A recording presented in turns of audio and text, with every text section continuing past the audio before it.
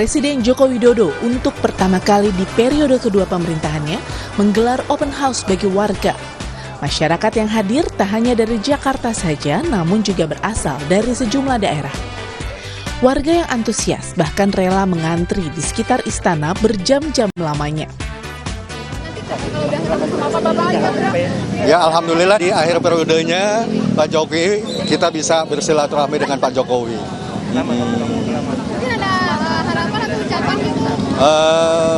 Ucapannya ya selamat merayakan Idul Fitri terakhir di istana ya untuk Pak Jokowi. Ya.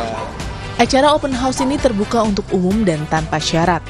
Seluruh warga punya kesempatan bersalaman langsung dengan Presiden Jokowi dan Ibu Iriana. Warga pun mengaku senang akhirnya bisa ikut open house di tahun terakhir Jokowi sebagai presiden. Dan ini terakhir, kita pengen ketemu sama Bapak. Dan seneng banget tadi udah ketemu ya, bisa salaman langsung.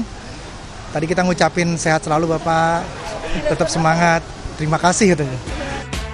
Di momen Idul Fitri ini, Istana Kepresidenan membuka pintu bagi masyarakat agar warga bisa bersukacita dan bersilaturahmi bersama Presiden Joko Widodo.